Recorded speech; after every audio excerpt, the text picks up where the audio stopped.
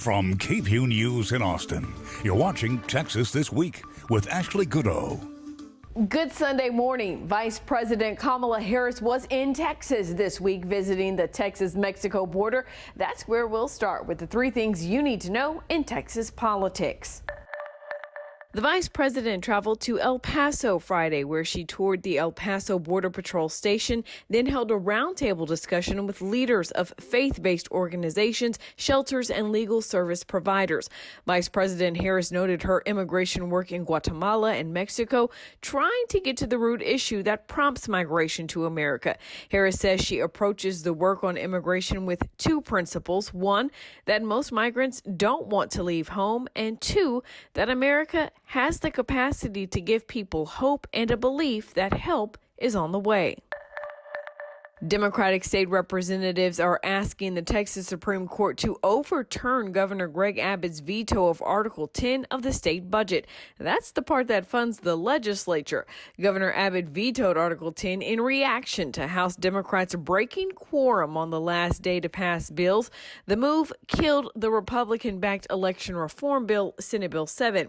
In his veto statement, Abbott wrote, quote, "Funding should not be provided for those who quit their job early," end quote.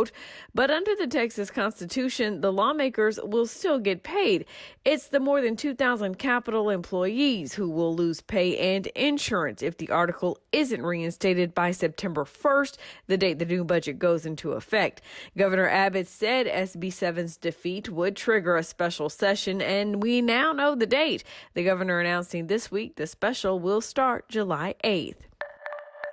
This week, a Quinnipiac University poll revealed how Texas voters feel about the 2022 gubernatorial election. 46% say Governor Greg Abbott deserves to be reelected. 48% disagree. The numbers are well within the 3% margin of error, which means people are really split. As for other potential candidates, 41% of voters say they want to see former Texas Congressman and Democratic presidential candidate Beto O'Rourke run for governor, while 52% don't. There's also chatter about actor Matthew McConaughey. Well, 41% of Texas voters say they want to see him run, 47% don't, and 13% are undecided. This week, President Joe Biden and a bipartisan group of senators announced they reached the framework to build out the president's infrastructure plan. It's part of the president's initiative to strengthen the American economy. But how will all of this impact you? For answers, I talked with White House economic advisor Jared Bernstein. You are one of our country's leading economists, so I want to ask you first, what, in your opinion, is the most significant obstacle standing in the way of pandemic recovery for the American economy? Well, I would say that the pandemic recovery is well underway. The rescue plan has been extremely effective in getting shots in arms and checks in pockets, hitting vaccination goals way ahead of schedule, especially initially. And now what we see, people are re-engaging with commerce across the country. In Texas and in Austin, we see this as well. People re-engaging in face-to-face services, people coming back into the job market. You know, we added 2 million jobs in this country in the first 4 months of the Biden administration. That's an historical record. So I would say that the recovery is underway. What this president envisions is not just getting to the other side of the crisis, but building back better. And that takes us to the infrastructure framework that he's been so aggressively and successfully negotiating over. And so the obstacle then would be what, in your opinion? Well, I think the obstacle is just getting people to work together, to cooperate with each other. Remember, we're trying to compete in a global economy. You know, our competitors are not Democrats and Republicans. It's China and other global competitors. And so we need to work together to make sure that this president's vision of an economy with just a whole set of great opportunities for middle-class working families comes to fruition. And so how is the president's vision going to come to fruition? He has a plan in place. Talk to us a little bit more about it, the practical things that people in our area would see happening if he is able to execute his plan. Well, he is in the process of executing his plan. So I've worked for Joe Biden for a long time, and he is a master negotiator. He knows how to reach across the aisle. And frankly, that's what a lot of Americans have wanted him to do. He got 81 million votes by telling America that I know how to work with Washington to get things done for middle-class working families. So we have a framework now that invests in roads, in bridges, but also in public transit, in passenger and freight rail, in electric vehicles, and clean energy infrastructure. So how will people see it? Well, their public transit, which in many places just been significantly disinvested in recent decades, will get a solid boost of investment to help people more productively go about their day and their work.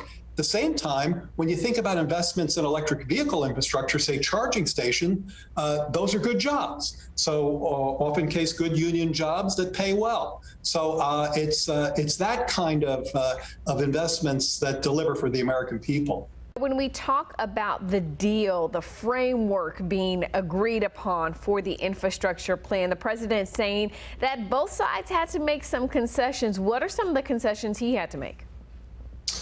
Well, the president's initial jobs plan was twice the magnitude of the framework that was agreed to. But I think it's also important to realize that he said he talked about dual tracks. That is, he talked about working this plan very much in the spirit of bipartisan compromise. Again, I think the American people want to see members of Congress and the White House working together to achieve goals that will give them a stronger, more productive economy with more and better job opportunities. And that's happening as we speak. We're in the midst of a robust jobs recovery. But at the same time, there are other elements that weren't in the plan: housing, education, pre-K and child and elder care. And he will continue to pursue those goals on separate tracks.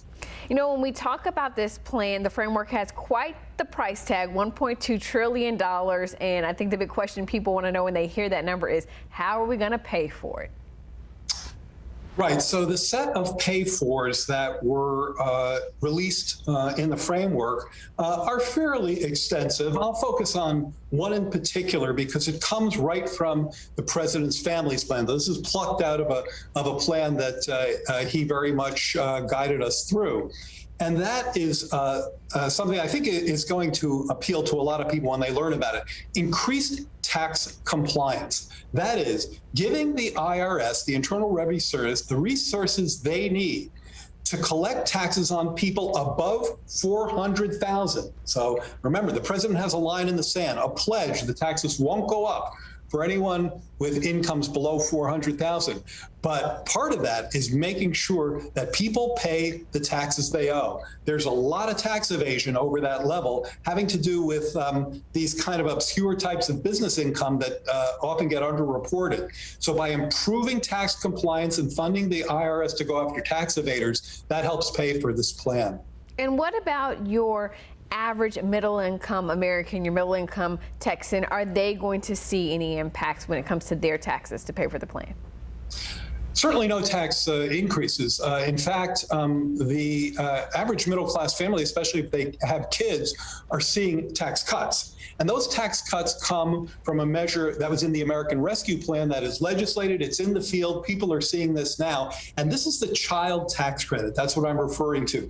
The president insisted that we significantly raise this tax credit that goes to families with kids and raise it especially for families with kids under 6, because we all know how expensive that is to raise a family that way. Not only did he legislate that plan, which again is in play, it's in the economy, people are getting those checks. He made sure that people will get this. This is for the first time. People will get those checks on a monthly basis starting in July.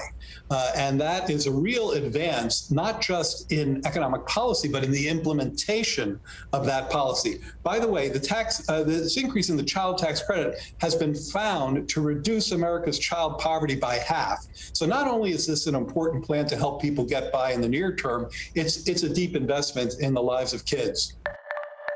You can read more about the president's plan at KVUE.com. That's Texas This Week.